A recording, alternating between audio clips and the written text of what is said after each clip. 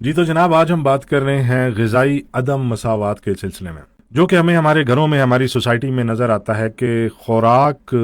की तकसीम खुराक की तकसीम के मामले में जब हम देखते हैं तो मर्द को खाने में ज़्यादा मिलता है और औरत को खाना कम मिलता है। इसमें ईसार, सब्र, शुक्र, कुर्बानी या बचत के फैक्टर्स भी मौजूद हैं, और वो विरासती समाजी दबाव भी मौजूद है जो एक औरत को मिलता है।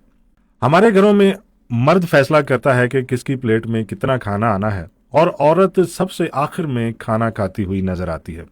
और जो बचा हुआ खाना है या ठंडा खाना हो जाता है, फिर जिस खाने की ग़िज़ाइयत कम हो जाती है, हमारे घरों में वो खाना खाती हुई औरत हमें नजर आती है, जिससे कि एक मर्द की बज़ाहिर हाकमियत हमें हमारे माशरे में नजर आती है। और ये ग़िज़ाई अदम मसावात फिर सेहत से जुड़े हुए बहुत सारे मसाइल को जन्म देता है, जिससे एक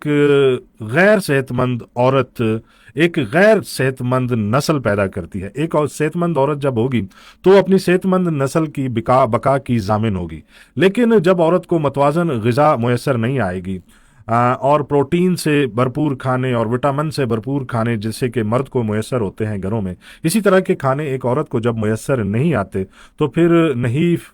नातवा और एक कमज़ोर औरत के जिसे घर का बोझ भी बर्दाश्त करना है और घर के सारे काम काज भी करने हैं, अलग सुबह पराठों की तैयारी से लेके इशा के बाद के रात के खाने तक एक औरत सबसे पहले खुद पकाती हुई नजर आती है और उसके बाद ख़ानदान भर को खिलाती हुई नजर आती है।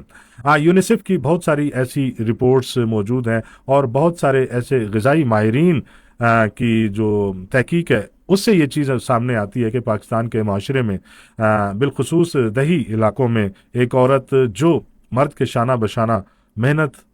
और मुशक्क़त वाले काम करती हुई नज़र आती है, तो वहाँ पे भी मर्द को जो खुराक मैसर है, उतनी ही सेहत बख्श और कुव्वत बख्श और मुकव्वी ग़िज़ा औरत को मैसर नहीं है, जिसकी वजह से औरत में बेशुमार सेहत के हवाले से खराबियां पैदा हो जाती हैं। जिस्म नहीफ व नज़ार हो जाता है, नातवा हो जाता है, और जल्द ही बीमारियों का शिकार हो जाती है। तो एक सेहतमंद औरत भी माशरे को उसी तरह चाहिए जिस तरह के एक सेहतमंद मर्द चाहिए, ताकि एक सेहतमंद ख़ानदान, एक सेहतमंद माशरा तश्कील पा सके।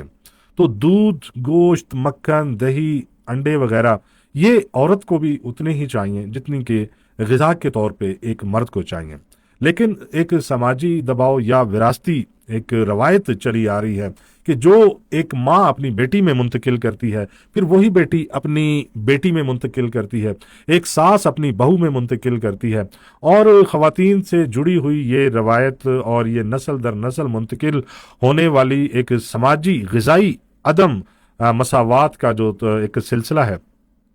ये सदियों से हमारे माशरे में राइज है, जो लाशौरी तौर पे हर औरत के जहन में असर कर गया है, और जिससे हर औरत मुतासिर होती नजर आती है। लेकिन बदकिस्मती से किसी मर्द ने इस मामले में बात करने की कोशिश नहीं की, या इसको इस अहम ग़िज़ा से जुड़े हुए और सेहत से जुड़े हुए इस अहम मसले को इग्नोर किया है, या उसके जहन में ऐसी कोई बात नहीं आई कि वो ग़िज़ाई मसावात के सिलसिले में बहसियत शौहर, बहसियत बेटा, बहसियत बाप,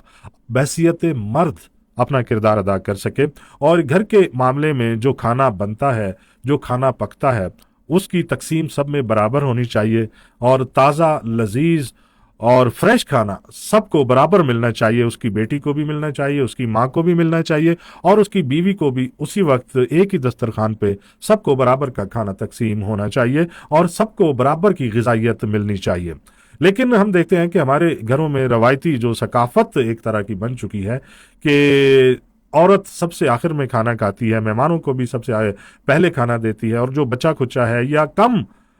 खाना है वो फिर उसे मैसर आ जाता है। वो फिर बचत के चक्कर में प्लेट साफ करती हुई भी हमें नजर आती है, खाना बचाती हुई भी हमें नजर आती है। मर्द खा के, हाथ धो के, मुंह साफ करके दस्तरखान से रुखसत हो जाता है, लेकिन उसके बाद भी औरत की जिम्मेदारी खत्म नहीं होती, और जो बचा कुचा खाना है वो औरत ने संभालना होता है। तो ये ग़िज़ाई अदम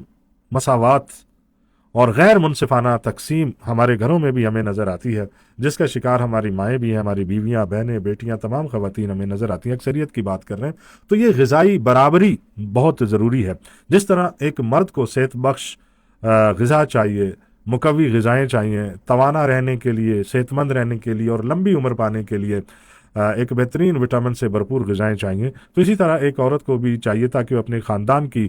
دیکھ بھال، اپنے خاندان کی پرورش اور اپنے خاندان کی کفالت اور گھر کے کام کاج میں اپنے شوہر کے شانہ بشانہ اور اپنے تمام امور سر انجام دے سکیں۔ تو غذائی عدم مساوات بہت بڑا ایک ایشو ہے ہمارے معاشرے میں، کہ جس سے کہ خواتین غذائی عدم توازن کا شکار ہیں۔ اس غذائی عدم توازن کے وجہ سے زچگی کے بہت زیادہ مسائل پیدا ہوتے ہیں، اور دوران زچگی خواتین کو آئرن کی کمی، خون کی کمی اور بہت زیادہ صحت سے جڑے ہوئے اور بہت سارے معاملات سامنے آتے ہیں، کہ جس سے ایک نحیف اور ناتواں بچہ پیدا ہوتا ہے، اور طبی اخراجات بھی ایک گھر کے بڑھ جاتے ہیں جب ایک مکمل غذا، ایک صحت بخش غذا دوران زچگی اور اس پورے عمل کے دوران ایک عورت کو میسر نہیں آتی۔